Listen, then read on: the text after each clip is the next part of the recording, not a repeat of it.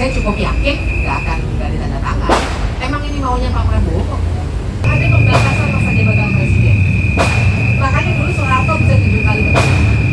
Kalau sekarang ada maksimal 2 kali. Makanya Jokowi nggak bisa jalan lagi. Makanya dia nyuruh anaknya, ya kan? Undang-undang TNI ini cuma satu contoh dari fenomena yang lebih besar dalam proses legislasi kita yang sudah membawa saya pada kesimpulan bahwa kita ini sebenarnya sudah cenderung otoritarianisme. Tapi cangkang demokrasinya itu masih dipertahankan. Sehingga kalau kalian sekarang piknik di sini, kalian punya landasan yang sangat kuat untuk bilang bahwa kami protes. Balik lagi ke pertanyaan itu, menurut saya sih bertahan sampai 2029 itu paling tidak tergantungnya tadi saya bilang ya kita sendiri. Tapi yang kedua, ekonomi. Kalian pasti udah pada menyadari kan kondisi ekonomi kita ini lagi parah banget. Parah banget kan.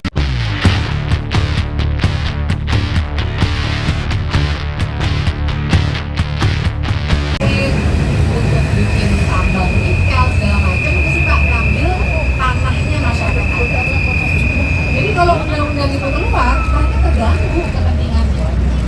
Jadi itu tuh, jadi mari kita pakai selalu analisis ekonomi. Kita selama ini saya sendiri nih yang di ujung Orde Baru kuliahnya, kami dibuka dari analisis ini. Dan kita semua nih, saya kalau gitu sedikit apa ya, kalau yang kita pilih aja. Jadi makanya kalau misalnya saya lagi tertarik banget untuk bahas inisiatif warga kayak apa, karena saya merasa oke, inilah saatnya kita balik lagi untuk menganggap everything is political, personal is political. Kita dari zaman saya dulu kuliah udah dibikin sebagai asa pengambang. Kita dibikin berpikir bahwa lu terima aja lu warga, keputusan politik biarin aja elit yang ngurusin. Kalau makanya teman-teman mungkin sering dengerin, apalagi teman-teman ya yang sehari-harinya yang saya tahu juga bukan kayak anak NGO, SDW gitu ya, SDW yang apa ya, tapi intinya adalah pasti banyak pertanyaan, lu ngapain sih politis banget? Ada nggak pertanyaan kayak gitu? Terus kadang-kadang kalau ada petani misalnya protes, pertanian jangan dipolitisasi, bisa gitu. Atau misalnya apalah gitu, yang seakan-akan bilang, lu jangan terlalu politik kok. Nah teman-teman, itu sebenarnya salah dalam demokrasi. Saya mau meyakinkan teman-teman tadi ya, makanya saya excited diajak ke sini langsung happy, pengen lihat, pengen ngobrol sama teman-teman. Karena memang dari jadi ini residu Orde Baru. Orde Baru dan orang-orang yang ingin melanjutkan Orde Baru mau bikin warga itu apolitis. Mau bikin warga itu tidak menyadari bahwa apa yang kita alami sehari-hari, mulai dari kita bisa duduk di sini atau enggak, harga minyak sawit itu mahal atau enggak, harga electronic vehicle, mobil-mobil yang platnya biru itu mahal atau enggak, itu semua keputusan politik. Jadi kita berhak banget untuk marah. Ataupun kalau nggak mau marah, mau nggak kasih masukan, boleh banget gitu. Cuma kan kita dididik melalui sistem pendidikan kita. Masuk udah pada ngambil PPKN kan?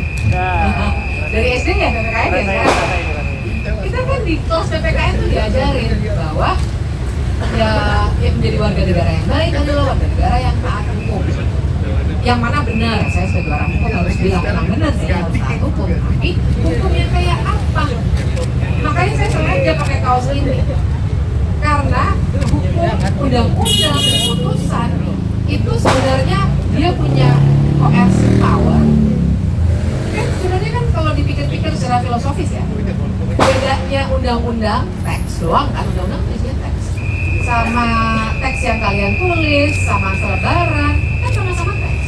Apa sih yang bikin beda? Yang bikin beda adalah moralitas. Moralitas isinya dan moralitas prosesnya. Jadi ketika suatu undang-undang dibuat dengan proses yang ngaco, seperti undang-undang TNI, dibuat dengan isi yang juga ngaco, seperti undang-undang TNI,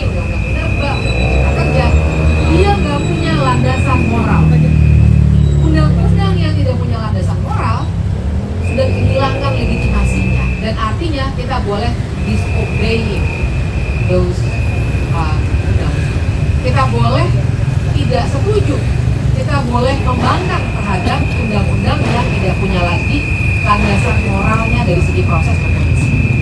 Nah, anyway, tadi saya sudah lagi cerita proses undang-undang. Tadi kan pembahasan tuh. Nah, jadi yang kemarin sudah terjadi itu, teman-teman, adalah ujung dari proses pembahasan atau palu. Setelah ini apa? Setelah ini proses yang keempat, namanya pengesahan. Pengesahan itu artinya sesederhana tanda tangan presiden. Nah, kalau teman-teman cek, ada di ayat 5 pasal 20 Undang-Undang Dasar, dibilang kalau dalam 30 hari setelah persetujuan bersama yang ketepat itu presiden tidak tanda tangan, maka undang-undang itu tetap jadi undang-undang hanya tanpa tanda tangan presiden. 30 hari artinya kemarin kan kalau ketok palunya 20 Maret ya. Nah, tapi 30 hari kerja ya biasanya. Tapi kalau saya sih enggak, saya cukup yakin nggak akan ditanda tangan.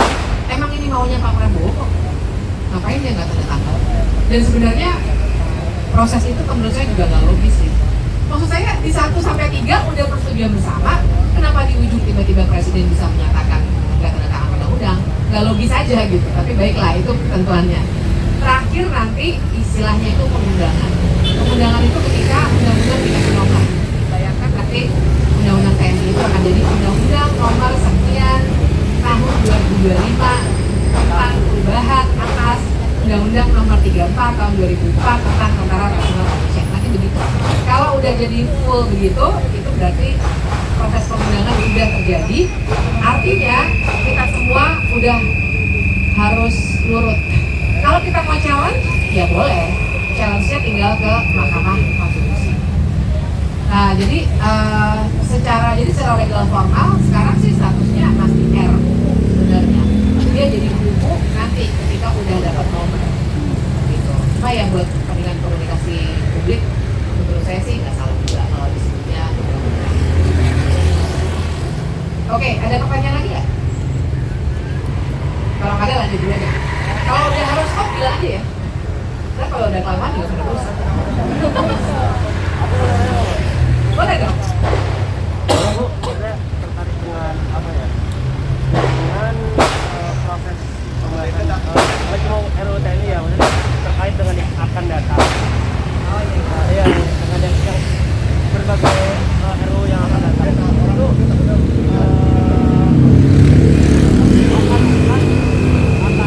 apalagi aku tertarik dengan tingkatan produk hukum tadi ya. Oh yang itu, berarti itu. Iya, hierarki itu tadi juga. Akankah ketika memang kita sudah disiapkan untuk menerima wae gitu kan, ketika kita sebagai masyarakat, sebagai warga memang sudah di-set untuk menerima keadaan tanpa dari proses pun kayak gini jadinya gitu. Akan coba. Aku tertarik sama statement Mbak Wiwi juga tadi ketika kemudian kita udah mantap nih, amandemen 2004 itu udah mantap sebenarnya. Akankah kita mengalami kemunduran dengan sampai UUD di amandemen lagi? Aku nggak tahu ya, cuma mungkin kalau terlalu banyak kadang bahkan ada sampingnya bang, jangan sampai deh UUD kita amandemen. Ini buat teman-teman yang nggak dengar, karena microphone-nya ada di saya. Jadi intinya pertanyaannya adalah mungkin nggak sih kita balik lagi sampai sejauh Undang-Undang Dasar juga dibalikin lagi ke Undang-Undang Dasar yang lama? Jawaban saya mungkin. Dan saya mau coba teman-teman cek, tanya AI atau cari di Google. Salah satu visi misi Gerindra adalah kembali ke Undang-Undang Dasar awal. Ngeri kan? 45 atau 45. Dan saya harus kasih tahu bahwa kalau kalian belum baca, nanti boleh Google, tanya AI pasti cepat banget datangnya kok. Undang-Undang Dasar 45 tahun 45 itu yang naskah awal itu yang dibuat oleh Soekarno, Hatta dan lain-lain itu banyak banget bolongnya. Jadi kalau misalnya bayangin nih Undang-Undang Dasar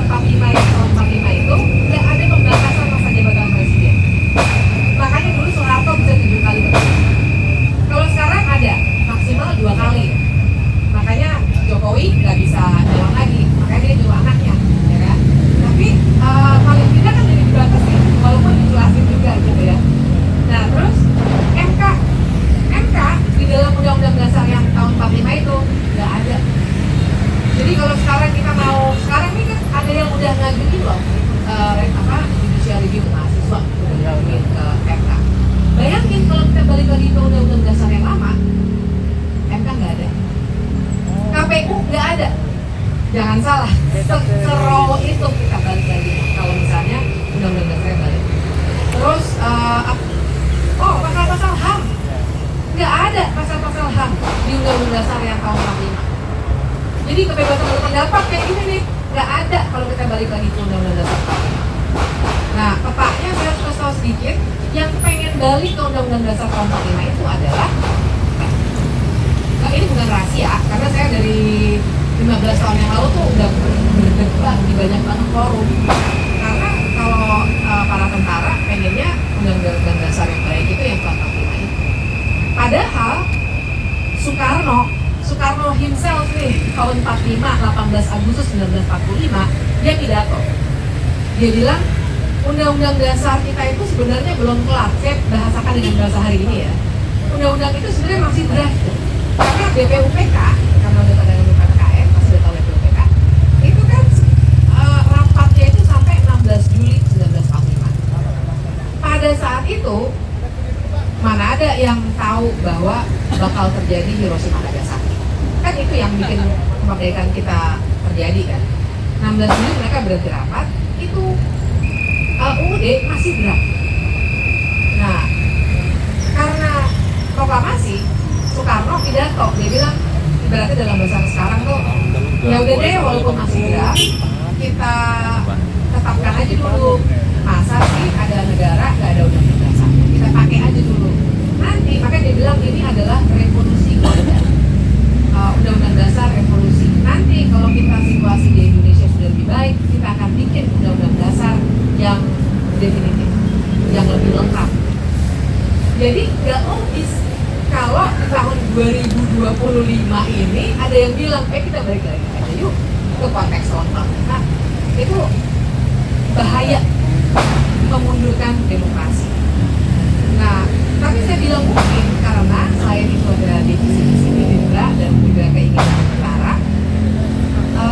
Kalau kita baca literatur, misalnya tuh kalau kita tuh pasti udah sering banget dengar buku yang judulnya How Democracy Died. Pasti udah sering dengar kan, karena udah jadi ngetop banget di Indonesia. Terus kalau kajian saya sebagai orang hukum, saya sering ngomong soal autocratic legalism. Yang poinnya sama, demokrasi bisa dirusak oleh orang-orang yang terpilih dalam sebuah sistem yang demokratis. Makanya si Ziblatt sama Levinsky itu kan di How Democracy Died, sehingga yang kayaknya Amerika Serikat kan. Trump kurang brengsek apa? Trump itu brengsek banget loh, gila. Departemen Pendidikan aja dia bubarin. Ngerti gak sih kalau di sini juga suatu kali dibubarin? Padahal Trump itu terpilih dari sebuah pemilu yang demokratis yang dikasihkan. Dia rusak tapi dari dalam.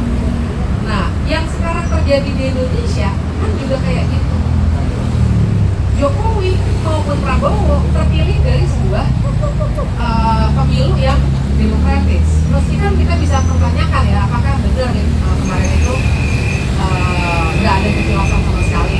Tapi secara cangkang demokrasinya itu ada, hanya secara isi dia sebenarnya kongkong. Nah, kalau kajian-kajiannya si Levinsky sama Ziblatt, terus kajian yang saya suka kutip di autocratic legalism, kalau teman-teman suka baca juga ada istilah democratic backsliding dengan si Bermeo, atau ada istilah regresi demokrasi, benar. Nah, itu semua nunjukin bahwa upaya paling ujung dari perusahaan demokrasi biasanya adalah mengubah konstitusi yang akan membuat kekuasaan menjadi tak terbatas. Nah, di kita gampang balikin kayak gitu karena tinggal pakai undang lama aja. Nah, itu jadi itu sangat penting terjadi. Ada pertanyaan lagi? Nah, oke, kalau belum ada saya ngomong aja dulu nanti ini aja ya, resen aja ya kalau ada pertanyaan. Saya mau nyambungin aja sih bahwa kalau misalnya teman-teman punya pertanyaan, jadi what's going on sih dengan negara kita ini? Barangkali satu terminologi yang bisa dipakai tuh istilahnya itu adalah competitive authoritarianism. Apakah itu? Dia sebenarnya adalah ketika sebuah sistem pemerintahan atau sebuah negara gitu sudah sudah authoritarian sebenarnya, tapi dia masih punya level competitiveness, alias dia pura-pura demokratis. Kalau analisis saya, ini bukan omongan warung kopi ya, saya emang kerjaannya meneliti, jadi udah banyak bikin paper juga dan tulisan. Analisis saya yang terjadi hari ini sebenarnya udah cenderung otoriter. Tapi orang otoriter apa bikin undang-undang kayak gitu? Dan undang-undang kayak gitu satu-satunya. Jangan lupa undang-undang BUMN untuk kepentingan bikin dan antara, undang-undang BUMN juga dikebut loh. Nggak ada partisipasi juga. Susah banget. Undang-undang Minerba untuk kepentingan ngasih hadiah untuk ormas keagamaan dikasih izin usaha tambang, semuanya ada partisipasi. Ya ada beberapa rektor yang datang karena banyak kampus waktu itu protes, tapi that's it. Dikerjain, partisipasinya itu manipulatif. Nah, jadi undang-undang TNI ini cuma satu contoh dari fenomena yang lebih besar dalam proses legislasi kita yang sudah membawa saya pada kesimpulan bahwa kita ini sebenarnya sudah cenderung otoritarianisme. Tapi cangkang demokrasinya itu masih dipertahankan. Apa tuh cangkang demokrasinya? Masih ada, pemilunya masih ada, pilkadanya masih ada, walaupun dengar gosipnya nggak? Kemungkinan besar pilkada bakal ditiadakan, kepala-kepala daerah akan dipilih oleh DPRD. Balik lagi ke Orde Baru. Dan itu maunya Pak Prabowo, itu udah ada beberapa wartawan, tanyain dong bidak wartawan. Gosipnya tuh emang gitu. Nah, jadi itu ya, jadi demokrasi, cangkang demokrasinya masih dipelihara. Jadi kalau teman-teman ngelihat demokrasi indeks, sudah pernah dengar ya demokrasi indeksnya The Economist Intelligence Unit. Indonesia itu sekarang skornya 6,44 kalau saya nggak salah, something like that. Intinya kategorinya adalah low demokrasi. Kalau skor kita udah jadi 6, kalau jadi skornya 1 sampai 10 ya. Kalau skornya 6 sampai 5 itu udah hybrid regime. Kalau udah di bawah 5 itu authoritarianism. Nah, kita masih 6,44. Tapi saya mau bilang bahwa menurut saya indeks itu juga nggak terlalu akurat. Karena kalau dilihat kriterianya, kenapa kita bisa sampai angka segitu, misalnya ada tulisan salah satu kriteria adalah functioning of government. Kita tuh lumayan masih tinggi, 7, berapa gitu dari skala 1 sampai 10 ya. Tapi let's be real, functioning of government, functioning for whom? Buat kita atau bukan? Menurut saya bukan buat kita, buat oligarki. Jadi indeks itu aja masih bisa kita kritik. Terus dibilangnya elektoral apa gitu istilahnya. Intinya adalah terjadinya pemilu yang rutin. Terjadi nggak pemilunya? Terjadi. Tapi gimana prosesnya, teman-teman tahu sendiri. Ada penyalahgunaan bansos, ada apa namanya itu pork barrel politics dan segala macam. Jadi masih bisa kita kritik. Nggak mungkin tuh 7,9 berapa gitu kita nilainya, saya lupa. Tapi kita dianggapnya masih baik-baik saja. Nah, tapi kemarin tuh kan saya lagi sering diskusi soal ini ya, demokrasi ya. Terus kemarin tuh ada yang nanya, pertanyaan ini menurut saya keren sih. Dia nanya gini, tapi Mbak, apa gunanya sih masih cangkangnya itu dipelihara? Kenapa kompetitif authoritarianism? Kenapa kompetitifnya itu masih dipegang? Kenapa nggak tanggung aja sih? Jahat aja langsung sekalian. Saya bilang mereka punya kepentingan. Rezim yang masih menjalankan kompetitif authoritarianism masih pengen punya cangkang-cangkang demokrasi itu untuk bilang, untuk pertama dia akan bilang, oh kami masih demokrasi. Jadi dia nggak akan dikucilkan oleh penduduk dunia. Seperti halnya Myanmar, sekarang kan yang Myanmar itu junta militer.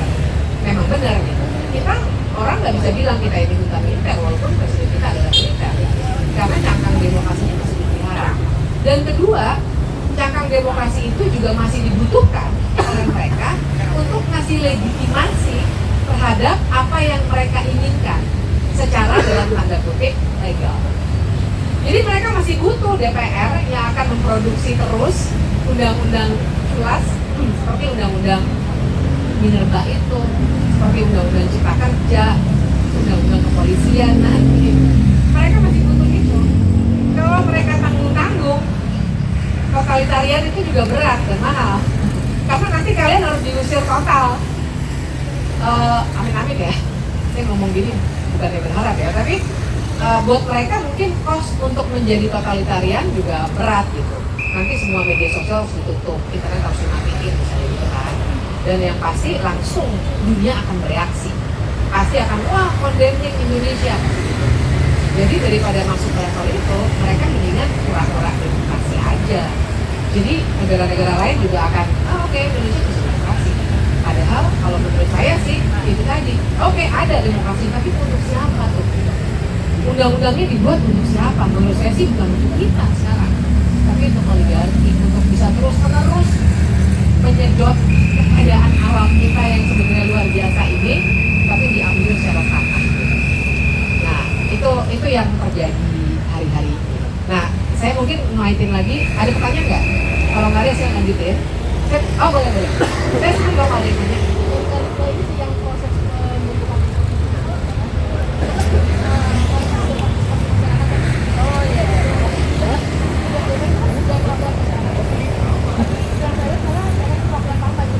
Iya benar.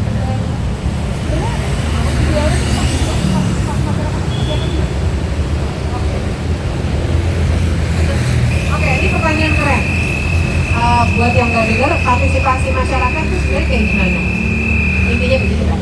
Nah, jadi ini pertanyaan keren karena saya pikir kita semua memang harus kuat banget di konsep. Jadi kalau nanti kalian harus berdebat, kalian tahu apa yang harus didebat. Bahwa yang partisipasi itu harusnya tuh kalau MK istilahnya meaningful participation, partisipasi bermakna. Nah, partisipasi bermakna itu artinya kita punya hak untuk didengar, hak untuk dipertimbangkan, dan yang ketiga hak untuk mendapatkan jawaban atas pertimbangan kita. Dan putusan MK itu bukan MK yang soal Undang-Undang Cipta Kerja tahun 91. Dan MK bilang yang harus diajak berpartisipasi adalah semua warga yang terdampak, satu, dan yang kedua yang punya kepedulian terhadap undang-undang itu. Jadi kalau sekarang DPR katanya pengen ngecilin, katanya kita bikin aja bagian partisipasi, tenang aja. Terus bahkan saya sempat di wawancara wartawan juga, ada DPR sempat bilang nanti kita akan bikin forum partisipasi itu selalu akan bikin seminar di universitas. Saya dosen, tapi teman-teman saya mau meyakinkan teman-teman salah kalau misalnya kita menganggap kalau udah ada seminar di kampus artinya sudah partisipasi. Itu salah. Karena dosen kayak saya tidak bisa bilang bahwa saya adalah rakyat terus mewakili kalian semua gitu. Menurut saya nggak etis. Yang harus diperhatikan, jadi ada dua level nih kalau partisipasi.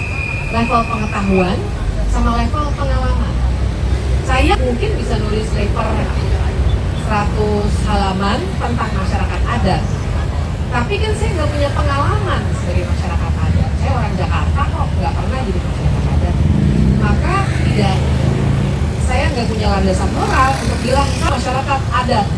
Enggak, saya cuma mewakili pengetahuan tentang masyarakat adat. Tapi masyarakat adatnya artinya harus diajak berdialog juga.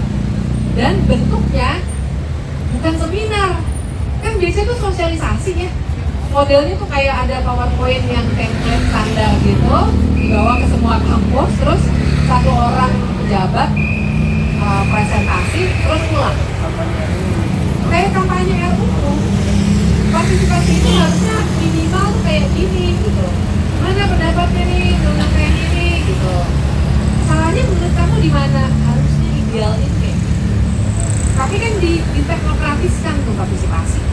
Jadinya ya itu tadi, jadinya ya seminar, sosialisasi, pakai PowerPoint, udah, terus pulang. Paling tanya jawab 3 orang, terus selesai. Nah, padahal nggak kayak gitu. Nah, itu dari segi teknis. Tapi saya juga ingin meyakinkan teman-teman, kalau nanti teman-teman harus berdebat, partisipasi itu hak konstitusional yang nggak bisa dikurangi. Jadi maksud saya, kalau misalnya kami kan wakil rakyat, pasti DPR ngomong gitu kan, kami ini mewakili kalian, kami dipilihnya susah loh, dapat suara segitu ya, susah sekali. Ya kan mereka bagian amplop, Political cost. ada yang bagian amplop nggak kemarin? Iya. sebel juga. Nggak bercanda. Tapi mereka selalu bilang gitu. Kami ini wakil rakyat. Masalahnya memang kita merasa diwakili. Terus terang aja saya sih nggak bisa terwakili ya saya nggak tahu kalau kalian. Saya cukup yakin sama sih. Tapi poinnya adalah mereka sering bilang bahwa demokrasi perwakilan itu membuat kita udah menitipkan nasib kita pada bapak-bapak dan ibu-ibu di sana. Padahal itu dulu hukum tata negara dan politik itu kan berkembang. Apa yang terjadi tahun 45 aja udah banyak yang nggak relevan hari ini. Apalagi konsep demokrasi perwakilan. Jadi udah ada teori-teori dan praktik yang lebih baru. Salah satunya yang disebut dengan demokrasi deliberatif demokrasi. Yang poinnya adalah teori itu bilang, apalagi negara kayak Indonesia ya yang begini plural, luas banget secara geografis, nggak mungkin kita mengandaikan para wakil rakyat yang udah dicoblos itu benar-benar sepenuhnya mewakili rakyat. Makanya ada konsep yang namanya demokrasi deliberatif, di mana setiap pembahasan kebijakan itu harus dibuat dengan partisipasi langsung dari kita, karena kita yang bakal kena kebijakan itu.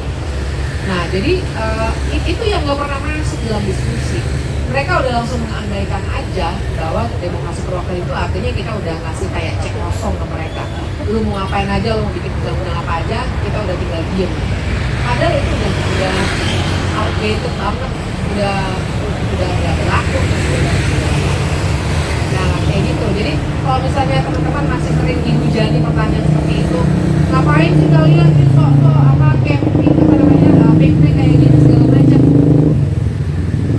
Yang tersisa dari kita nggak punya senjata, kita nggak punya palu untuk ngetok undang-undang, kita nggak punya jubah hakim.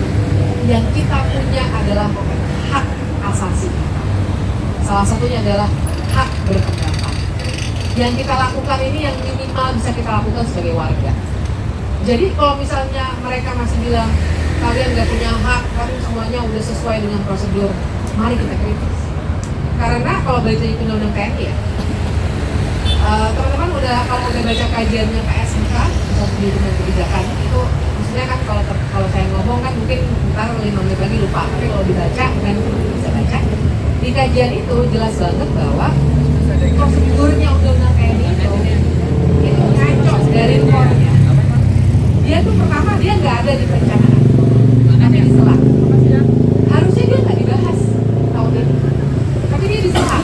Kalau misalnya mereka akan bilang, oh tapi ini karena ini adalah alasannya banyak. Misalnya ini adalah lanjutan pembahasan periode lalu. Saya akan konfirmasi bilang itu salah. Karena periode DPR yang lalu itu RUU TNI belum mulai dibahas. Jadi model carry over seperti yang dikenal dalam undang-undang tentang pembentukan peraturan perundang-undangan belum kick in. Jadi alasan itu belum sepakat. Terus mereka misalnya bilang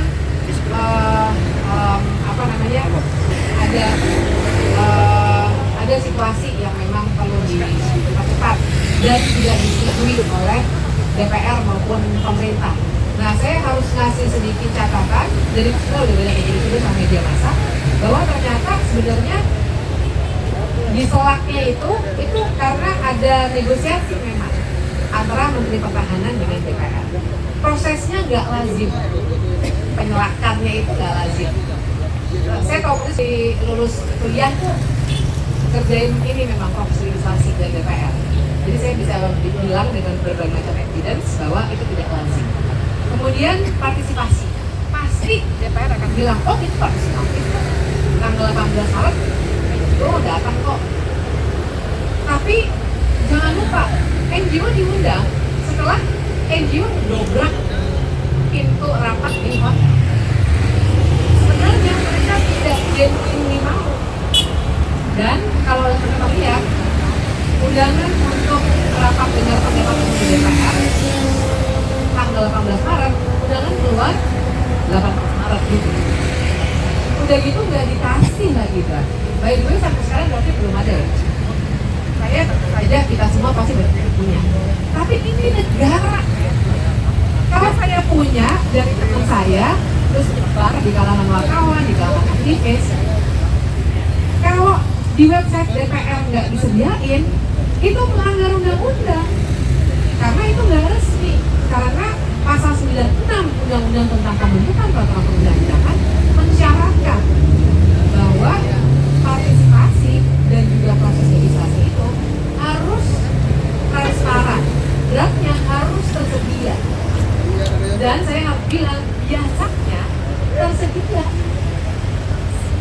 Kita kritis sama DPR, tapi saya juga harus fair bahwa biasanya DPR menyediain, tapi di undang-undang ini enggak. Saya penelitian undang-undang IKN tuh punya data banyak tuh. IKN tuh bahasnya tanggal segini sampai tanggal segini yang kita punya. Kenapa? Karena datanya tersedia di website DPR. Undang-undang TNI benar-benar nggak ada. Ini salah. Jadi kita punya landasan dan evidence bahwa secara proses sebenarnya proses legislasi itu juga mikro. Sehingga kalau kalian sekarang piknik di sini, kalian punya landasan yang sangat kuat untuk bilang bahwa kami protes atas sebuah proses legislasi yang ternyata tidak normal, dan kami khawatir, benar nggak? Saya sih khawatir ini akan jadi normal yang baru. Nanti jangan-jangan undang-undang kepolisian jelasnya kayak gini. Karena presidennya udah 3 tuh paling tidak, undang-undang BUMN, undang-undang minerba, undang-undang TNI. Udah 3 nih yang modelnya sama. Bayangin dong nanti undang-undang kepolisian juga sama modelnya kayak gini. Undang-undang KUHP, banyak banget undang-undang yang unik banget. Dan kita kan sebenarnya juga kalau nggak perlu amat, nggak pengen juga ya nongkrong muslim dulu ya nggak sih? Kali itu ya nggak sih? Masa sih tiap ada undang-undang kita harus camping dulu? Harusnya kan gitu, jadi kenormalan gitu. Jadi sebenarnya kita kan pengen ngomong kayak gitu ya. Jadi itu ya. Silakan kalau ada pertanyaan.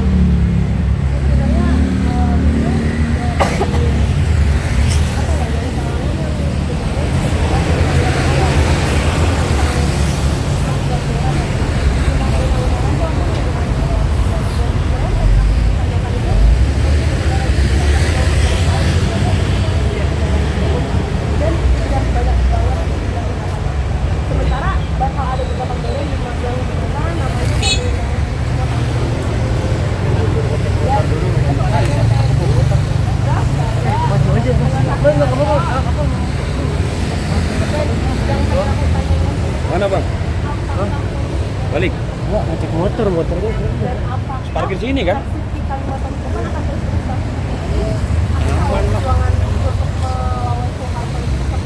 Lumayan lama, lumayan berat. Tapi apakah kita bisa lihat juga? Tergantung kita sih. Kalau pertanyaannya adalah apakah dengan segala gebrakan pada baru sebentar, dengan segala gebrakan ini pemerintahan bertahan sampai 2029? Jawaban saya adalah tergantung kita dan tergantung dia juga. Dalam arti apakah dia mau berubah atau enggak. Frankly speaking, saya sih udah nggak percaya akan ada perubahan.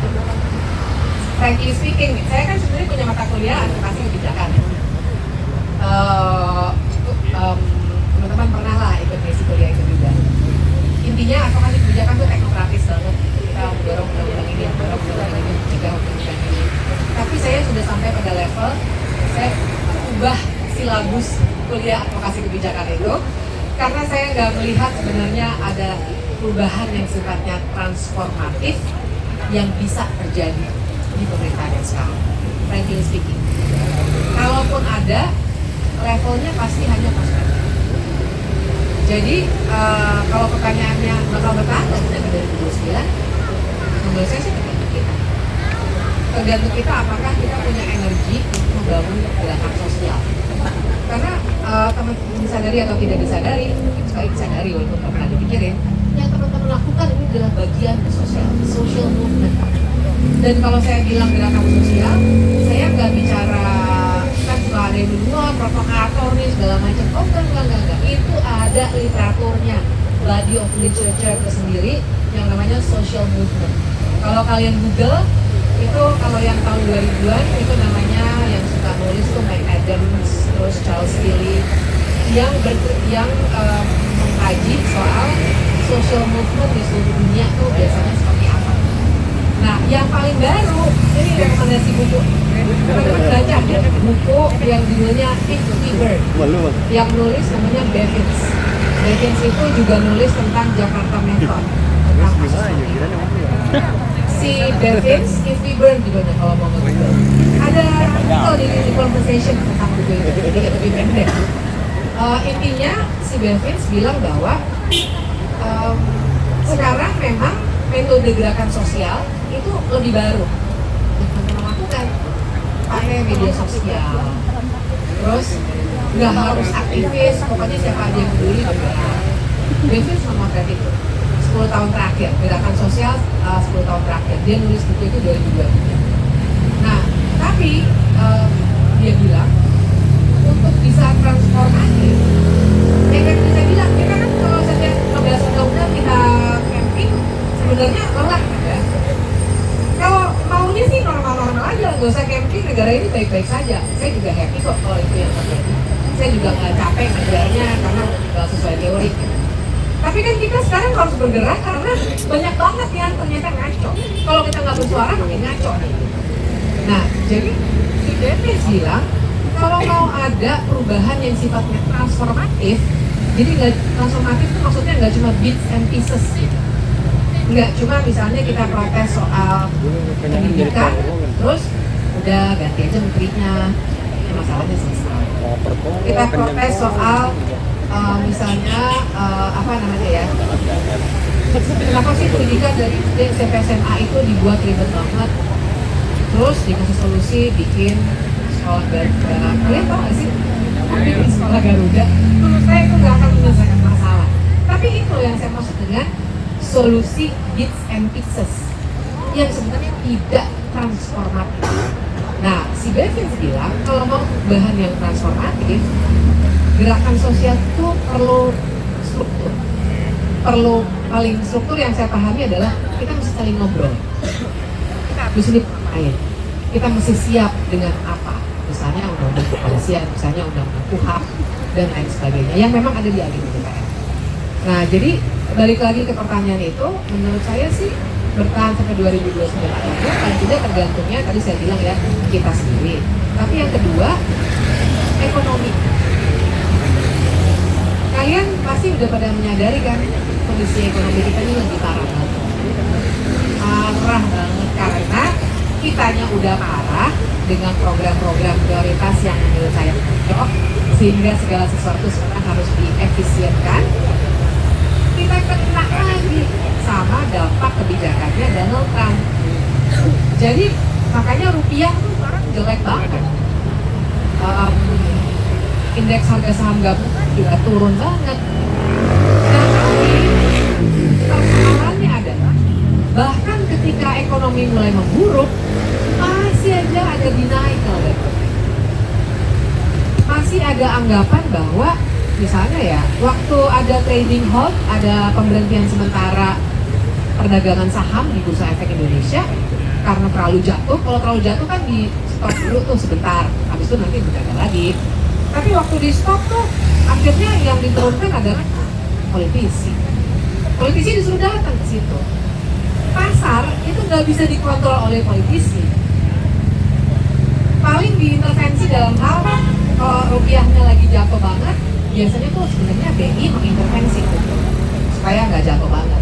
Itu mungkin bisa. Tapi pasar didatengin sama politikus nggak bakal langsung nurut. Namanya juga pasar, nggak ada logikanya pasar diatur sama politisi.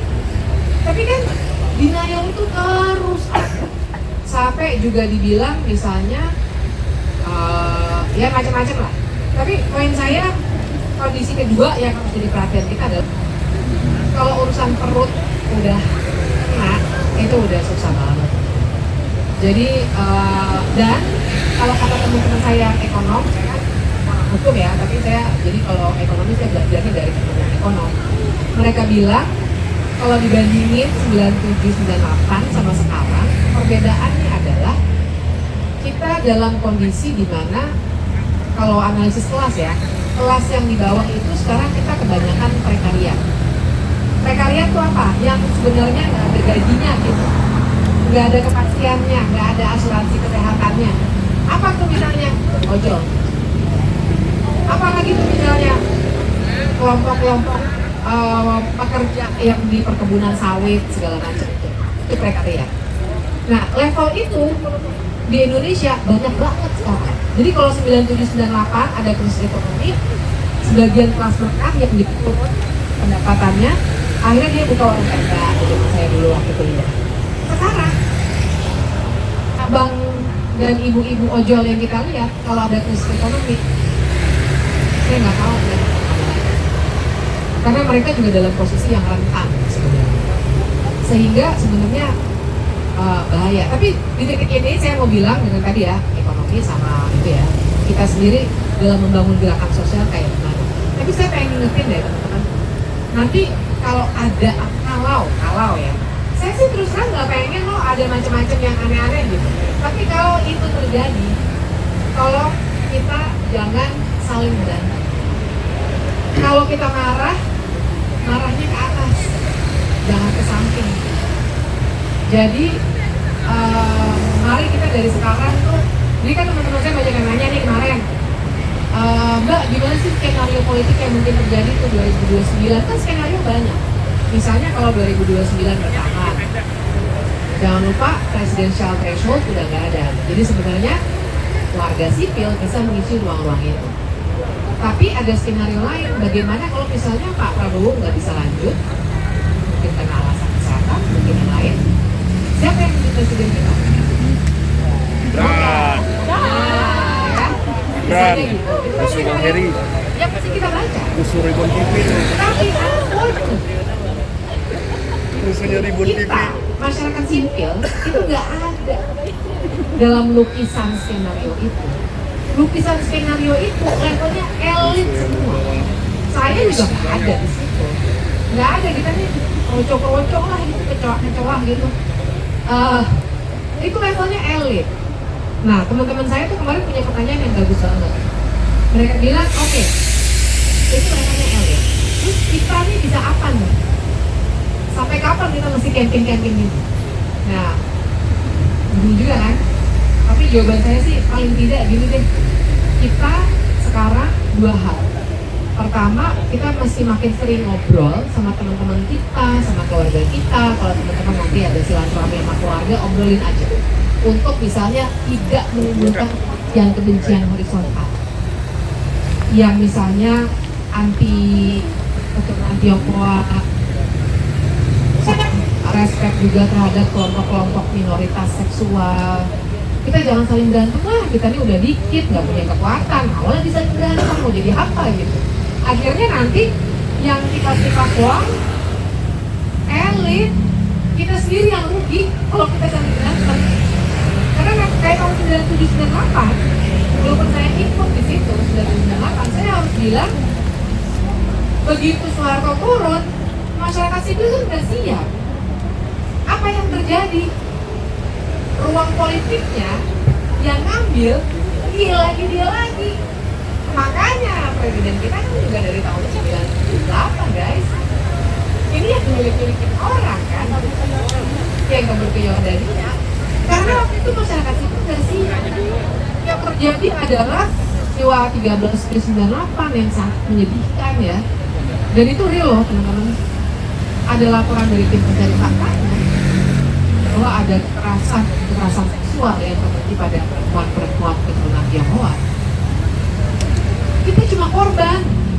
Habis itu yang dapat kekuasaan dia lagi. Nah jangan sampai itu terjadi. Ini mulai diobrolin aja nih. Karena saya nggak bisa meramal apa yang akan terjadi, apakah sampai 2029 atau enggak dan seterusnya. Tapi yang jelas kalau elit berantem itu cuma akan getah. Jadi mendingan kita jaga-jaga dari sekarang supaya nanti kita nggak saling bunuh kayak waktu di tahun 98. Kita jaga-jaga dari sekarang, obrolin supaya kita nggak saling benci. Apapun perbedaan jenis kelamin, orientasi seksual, ras, agama, kan minoritas agama juga banyak dan dimusuhin tuh. Udahlah, nggak usah berantem kita. Yang mau menang mereka kok akhirnya. Kitanya nggak ada yang menang. Emangnya mereka yang minoritas kita sakiti, terus kita menang gitu? Berkuasa? Enggak. berkuasa gitu. Nah itu mulai diobrolin deh. Nah terus kalau misalnya teman yang kedua yang pengen saya dorong kita semua lakukan adalah kita kurang besar nih kelompok-kelompok yang bisa membangun gerakan sosial ini. Gimana caranya? Makanya saya justru mau belajar dari teman-teman. Gimana caranya? Kita banyak melakukan pendidikan politik, banyak melakukan obrolan-obrolan kayak gini, yang pada dasarnya ingin nggak usah ngajarin orang lain, tapi ngajak orang lain untuk sama-sama mikirin bahwa everything is political. Jadi kalau kita mau ada perubahan terhadap nasib kita, maka kita harus berpolitik. Dan berpolitik nggak harus masuk partai politik. Ini juga berpolitik. Dan ini bagus. Nah jadi kayaknya kita mesti memperbanyak tuh kalau nanti teman-teman ini kan yang saya tahu ini kan beda-beda banget nih. Nggak dari kampus doang, ada yang dari kampus juga nggak cuma dari satu kampus, ada yang udah kerja, dan seterusnya. Mulai dibangun tuh obrolan-obrolan yang bisa memperbesar gerakan sosial. Jadi makin lama nggak harus kumpul di tempat kayak gini, tapi semua punya kita bikin like-minded people gitu. Kita bikin orang-orang yang mungkin nggak terkoneksi secara fisik kayak gini, mungkin saja nggak terkoneksi juga di media sosial, tapi pikiran kita sama. Pikiran tentang bagaimana seharusnya relasi antara warga dengan negara, yaitu negara tugasnya adalah memenuhi, melindungi hak-hak dan menghormati hak-hak kita sebagai warga.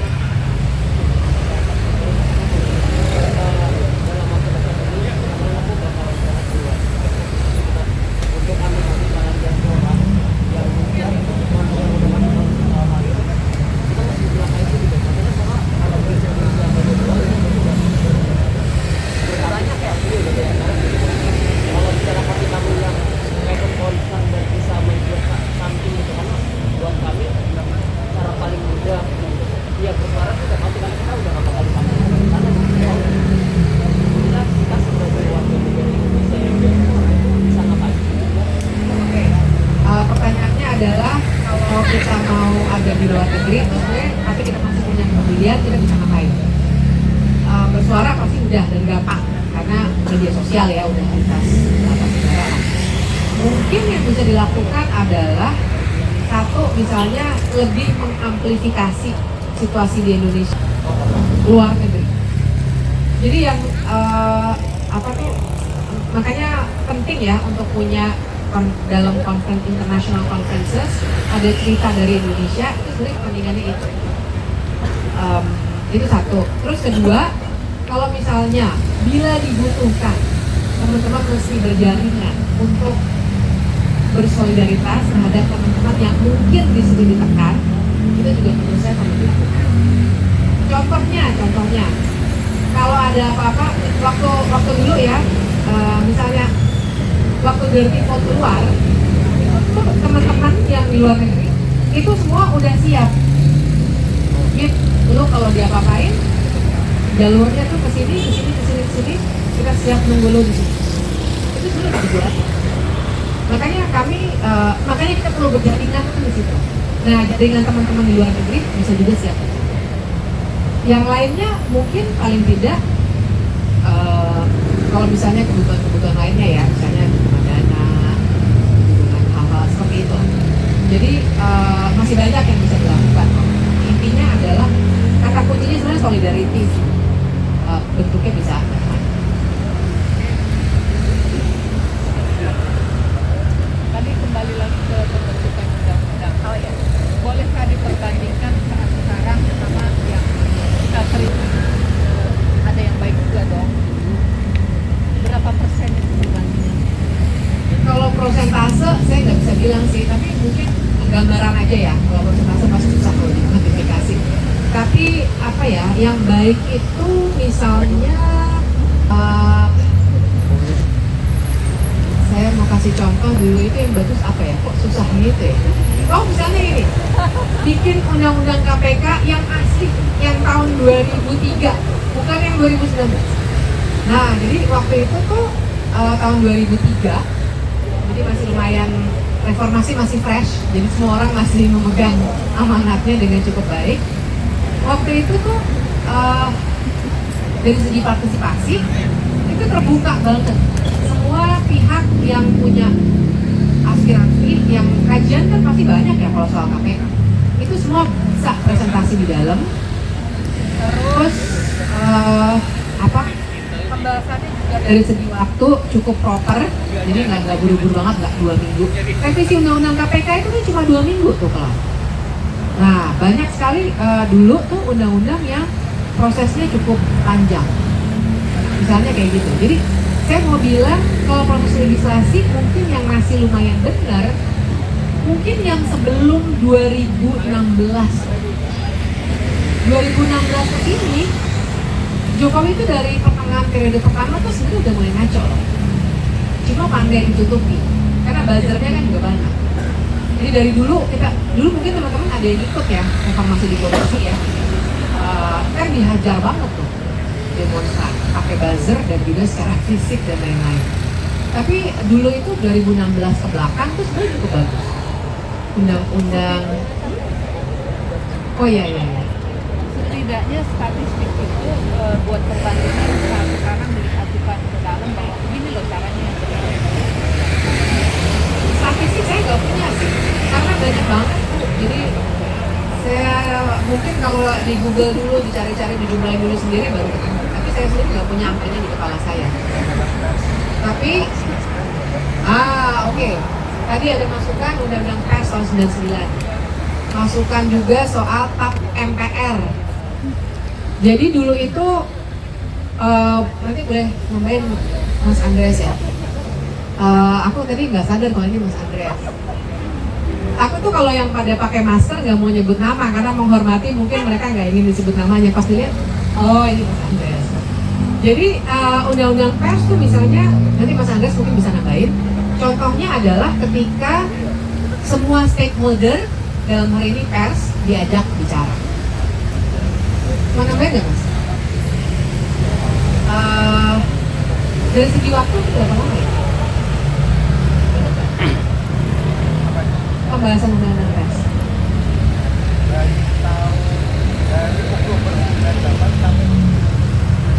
Oke. Dari Oktober 98 sampai Juli 99. Dan rapatnya setiap minggu. TAP MPR yang tadi disebutkan itu juga stakeholder semua ikut. TAP MPR itu levelnya memang bukan undang-undang, tapi kan prosesnya harusnya mirip. Terus juga mungkin yang saya alami juga tuh undang-undang Aceh. Pemilihan Aceh nggak sih? Undang-undang tentang pemerintahan Aceh. Dulu saya ikut tuh prosesnya. Orang Aceh. Nah itu juga partisipatif. Karena dulu tuh ada 2 draft.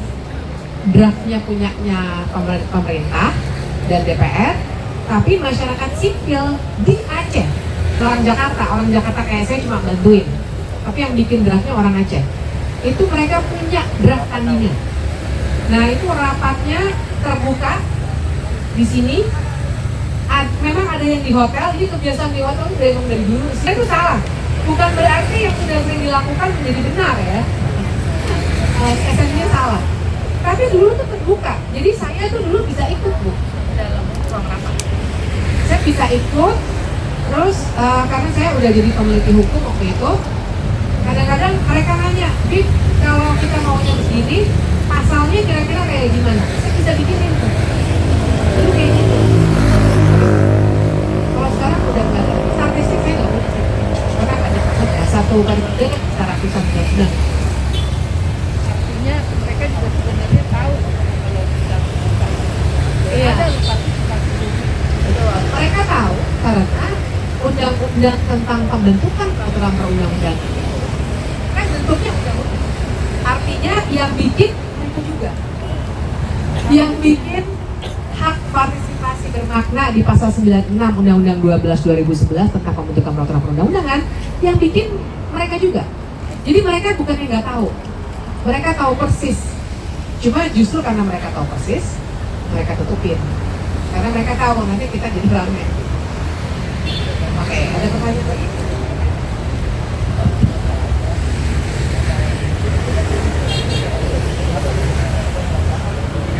Yang teknis itu nggak apa-apa, umum. Soalnya kalau yang sifatnya gosip-gosip politik kan gampang didengar ya, banyak di podcast, banyak di media sosial. Kalau yang teknis hukum mungkin saya bisa ngisi perannya di situ kali, jadi teman-teman bisa dapat penjelasan. Apalagi ya, kalau misalnya ini nih, kita mesti hati-hati dengan undang-undang.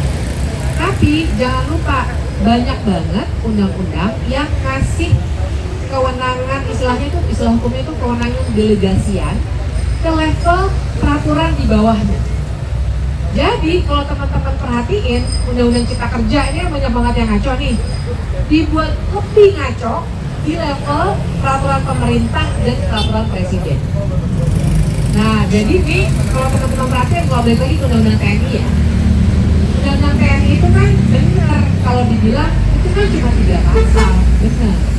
Tapi justru saya sebagai orang yang belajar hukum pengen meyakinkan teman-teman bahwa kita itu kalau baca undang-undang harus membacanya beyond text. Kita harus membacanya jangan naif-naif aja gitu bilang emang cuma 3 pasal kok ya udahlah nggak apa-apa lah. Oh enggak, ada politik hukumnya tuh. Politik hukumnya apa tuh? Ya itu tadi, jangan lupa pemerintahan yang sekarang ini udah pola pemerintahan yang komando. Kalau kalian perhatiin, emang yang ngasih instruksinya menteri-menteri emangnya ngasih instruksi langsung Pak Prabowo kok. Kita nggak boleh lupa ya teman-teman, karakter kepemimpinan seseorang. Ini saya ngomong general nih, nggak cuma Pak Prabowo. Kita kalau jadi pemimpin pasti dipengaruhi oleh latar belakang kita. Ya mungkin ada yang anak pesantren, mungkin ada yang belum pernah berorganisasi, mungkin ada yang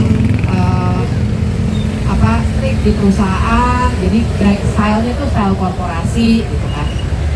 Maka kepemimpinan Pak Prabowo tidak bisa kita pungkiri sangat diwarnai oleh karakter militer dia, karakter dia sebagai militer. Karakter militer kayak gimana? Komando, ya. Semua orang harus jawab siap. Nah, kalau salah dia harus siap salah, gitu kan. Terus apa? Mohon izin bertanya, gitu kan. By the way, kalian kalau di kampus dan di kantor masing-masing, mari kita hilangkan budaya mohon izin bertanya itu ya. Karena menurut saya bertanya nggak usah mohon izin. Itulah militerisme yang mungkin kita nggak sadari. Tapi mari kita kikis dari sekarang. Nah, jadi karakternya Pak Prabowo itu pasti dipengaruhi latar belakang dia. Nggak bisa dipungkiri, itu teorinya secara psikologis juga banyak. Sehingga undang-undang TNI itu harus kita baca beyond text, bahwa harus dibaca berbarengan dengan pola pemerintahan komandonya pemerintahan yang sekarang. Itu satu. Kemudian kita juga harus membaca beyond text bahwa militerisme itu sudah terjadi kan. Yang ngerjain food estate di Papua siapa? Kita. Yang ngerjain proyek-proyek strategis nasional kebanyakan di backupnya juga oleh aparat. Yang ngerjain MBG sebagian tahu juga. Yang ngasih kalian kuliah bela negara tentara juga. Ada yang punya kuliah bela negara nggak? Karena beberapa kampus ada yang punya kuliah. Nah, jadi itu sudah terjadi. Cuma sekarang butuh dasar hukumnya. Maka dibuatinlah dasar hukumnya. Undang-undang TNI itu. Nah, itu beyond text yang lain itu yang kedua. Beyond text satu lagi adalah OM kan ada yang berubah tuh kan ada pasal 7 tuh yang OMSP, operasi militer selain perang. Teman-teman perhatikan di ayat berikutnya dibilang ketentuan selanjutnya untuk tambahan untuk OMSP itu diatur adalah oleh presiden. Artinya nanti akan ada peraturan presiden yang mengatur operasi militer selain perang. Yang baru yang nambah itu salah satunya adalah keamanan cyber. Jadi kalau kalian nanti nih medsos-medsosnya kemudian akan diatur lebih ketat, bisa terjadi Eh, jadi itu kita harus bacanya di sana. Banyak banget levelnya undang-undang, kita belum bisa melihat dampaknya, tapi dia ngasih wewenang ke peraturan di bawahnya, baru tuh kerasa dampaknya. Nah terus kalau misalnya teman-teman masih ada yang merasa apa namanya tuh, ya banyak hal kan belum terasa dampaknya. Nah saya mau ngasih keyakinan ke teman-teman, itulah sebabnya biasa dalam proses legislasi itu bahkan ada metodologinya tuh yang namanya regulatory impact analysis. Jadi seharusnya dalam membuat undang-undang, dampak itu mesti disimulasikan, idealnya begitu. Kalau pasalnya kayak gini, ntar dampaknya in reality kayak gimana sih? Kalau buruk ya seharusnya nggak kayak gitu. Nah ini kan kemarin nggak terjadi. Terus misalnya teman-teman ada yang merasa, ya kalau yang berkumpul di sini mungkin nggak gini banget sih. Tapi kan mungkin kalau ada temennya kalian yang nanya, kalian nih kok curigaan mulu sih sama negara? Nah kalian boleh bilang tuh ke teman-teman yang nanya kayak gitu, bilang bahwa relasi kita antar manusia ini dasarnya memang harus, kalau orang bahasa Arabnya tuh husnuzon gitu ya, prasangka baik terus, karena kita sama manusia. Tapi warga sama negara relasinya memang tidak setara. Negara punya seluruh fasilitas untuk kekuasaan. Fasilitasnya namanya wewenang, fasilitasnya namanya aparat, fasilitasnya namanya senjata, fasilitasnya namanya segala macam. Jadi relasi beda antara relasi antar manusia dengan relasi antara warga dengan negara. Kalau antar manusia, mari kita selalulah bersahabat. Tapi relasi kita dengan negara, kita boleh bersuzon, boleh berprasangka buruk, karena relasi kita memang tidak setara.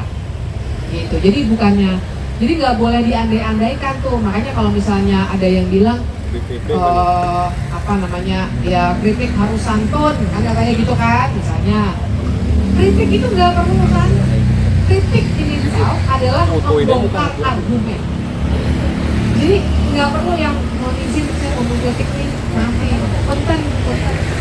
Hai kak, saya mau mengkritik, nggak perlu teman-teman. Kritik aja. Saya gara-gara lihat ini. Saya soalnya follower kritik juga. Hai kak. Nah, jadi nggak perlu ke punten ini. Kalau kalian kritik aja. Kenapa? Hak. Marilah kita jadikan pegangan. Kita itu warga selalu punya hak. Jadi, oh ya ini nih yang pengen mungkin tutup aja. Jadi penutupnya mungkin ini nih, yang asik, mudah-mudahan bahasa sih asik, mungkin menurut kalian biasa aja. Tapi saya pengen bilang, mau menguatkan teman-teman bahwa negara itu nggak akan eksis kalau nggak ada warga. Jadi kan kalau belajar tentang negara, kan orang manusianya dulu nih kayak kita yang ngumpul, terus kemudian bersepakat menjadi satu komunitas, lama-kelamaan itulah yang namanya negara. Kemudian diantara manusia ini, kita cari pemimpinnya yuk, biar hidup kita makin nyaman nih, kita hidup karena orangnya beda-beda nih, ada yang perempuan, laki, ada yang segala macam. Biar hidupnya tenang, aman, damai, kita milih pemimpin yuk. Nah, logika dasarnya kan gitu. Jadi bukan negara yang ada duluan, kemudian warga ngumpul setelah negaranya jadi, kebalik tuh. Bukannya penyelenggara negara duluan yang ada. Zaman dulu orang mikir, oh memang itu pemimpin adalah ditunjuk oleh dewa matahari, gitu. Zaman dulu kan gitu. Kalau sekarang kan kita yang milih mereka. Walaupun kemudian suara kita dimanipulasi, tapi teorinya kita yang milih mereka. Yang punya kekuasaan atas negara ini adalah kamu, saya, kita, bukan mereka. Mereka itu kita kasih amanah untuk ngatur hidup kita. Makanya kita gaji, pakai uang pajak kita. Kalau ada yang bilang, lu kan belum punya penghasilan, lu nggak bayar PPh. Oh, tapi kan kita bayar PPN, bayar PBB. Untuk setiap bungkus rokok atau aqua yang kalian beli di Indomaret, kalian bayar pajak. Pajaknya untuk gaji mereka. Kita kasih mereka dengan tujuan mengatur hidup kita yang seharusnya aman, tentram, nyaman, dan lain sebagainya ini. Kita bilang, kalian boleh deh mengelola kekayaan negara nih, air, tambang, boleh deh untuk kepentingan kami, warga. Apa yang terjadi? Disalahgunakan wewenangnya. Mereka terus, kita sekarang mau minum aja harus beli. Padahal di negara lain, minum tinggal air terang doang. Padahal di bawah sini juga banyak air. Tapi kenapa hak untuk mengelola airnya dikasih pada korporasi? Bukannya pemerintah yang berusaha untuk punya air bersih sehingga semua orang bisa mandi, bisa minum tanpa beli air minum. Kita sih enak, kayaknya semua punya lah ya kemampuan ekonomi untuk beli minimal air mineral. Tapi ada yang orang Jakarta Utara enggak? Yang bahkan untuk kehidupan sehari-hari aja airnya harus beli pakai jeri-jeri. Nah gitu loh, jadi terima kasih. Nah jadi seperti itu ya teman-teman. Mari kita kuatkan, teguhkan semangat kita untuk piknik ini dengan makin meyakini dan kasih tahu orang-orang yang masih menyangka kalian sok-sok politik bahwa ini cuma sesederhana hak, sesederhana kita yang punya negara ini, dan kita mau ngingetin orang-orang yang kita kasih amanah dan kita bayar itu untuk memperhatikan hidup kita. Gitu. Jadi barangkali saya tutupnya di situ aja. Kalau nanti bisa ngobrol, gak usah pakai mikrofon, kita bisa ngobrol langsung. Saya kasih Ya, kita kasih aplaus dulu dong buat Bibi. Senang banget ya kita bisa kuliah hukum di jalanan ini jarang-jarang. Jangan-jangan yang ada di sana juga tidak paham hukum. Harusnya sih bisa join ya mereka yang bisa ikutan belajar bareng di sini. Nah, teman-teman kita ini sering banget juga karena mention ada Mas Andreas Harsono. Mas Andreas Harsono ini mantan jurnalis atau masih jurnalis, tapi juga dari Human Rights Watch gitu ya. Nanti mungkin kita bisa tahu dong tentang pendapat soal teknik melawan gimana sih dari perspektif hak asasi manusia.